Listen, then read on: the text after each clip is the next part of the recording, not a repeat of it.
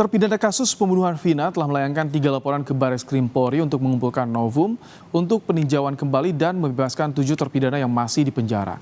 Kita sudah tersambung dengan jurnalis Kompas TV dan Putu Trisnanda dari Baris Krim Polri. Selamat petang, Putu. Bagaimana laporan menjadi peluang untuk peninjauan kembali para terpidana, Putu?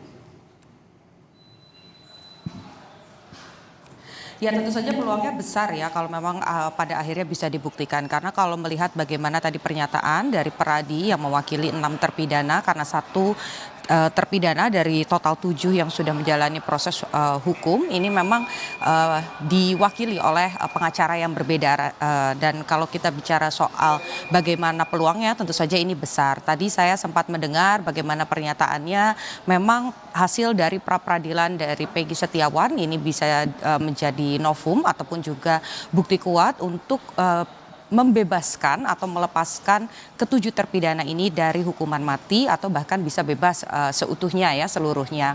Dan kalau kita bicara lagi soal PK memang ini juga sehubungan dengan yang tadi dinyatakan oleh Peradi bahwa laporan-laporan yang dilakukan ke Baris Krim Polri baik itu terkait dengan dugaan kesaksian palsu oleh AEP dan juga Dede, kemudian juga dugaan adanya penganiayaan dari Ibtu Rudiana, ini diharapkan bisa menjadi bukti kuat yang kemudian bisa dibawa pada saat pengajuan PK.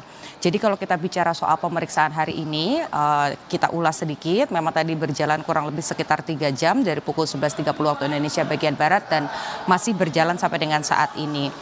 Utamanya pada pelaporan kali ini adalah terkait dengan dugaan kekerasan yang dilakukan oleh Ibtu Rudiana yang pada saat itu masih menjabat atau memiliki pangkat Aibtu kepada ke-7 terpidana dan kemudian ini yang coba dilaporkan apakah ada penganiayaan, apakah ada kekerasan fisik ataupun juga psikis. Ini sehubungan juga dengan pelaporan pada tanggal 10 Juli 2024 lalu yang melaporkan AEP dan juga Dede terkait dengan kesaksian palsu.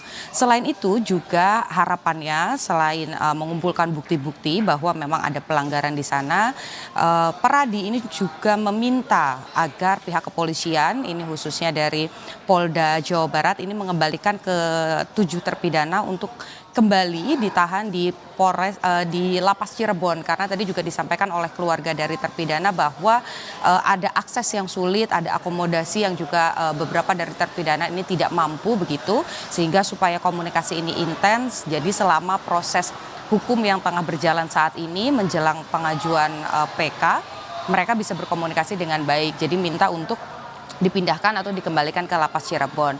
Sampai dengan saat ini masih berlangsung proses pemeriksaannya. Ini diajukan laporannya oleh Hadi, terpidana Hadi, sementara 5 lainnya yang juga diwakili oleh pihak keluarga ini hanya berstatus sebagai saksi saja karena kelima lainnya ini juga masih melihat bagaimana proses pemeriksaan kemudian juga penerimaan dari pihak kepolisian apakah dengan adanya laporan-laporan ini ditindaklanjuti dengan serius sesuai juga dengan permintaan dari Kapolri sendiri Jenderal Listio Sigit Prabowo yang menyebut bahwa seluruh proses penanganan kasus kematian atau pembunuhan dari Vina dan juga Eki ini akan ditindaklanjuti secara transparan. Jadi kalau bicara soal peluang tentu besar tetapi balik lagi ini harus dibuktikan bukti-buktinya dan kemudian juga lewat keterangan saksi-saksi.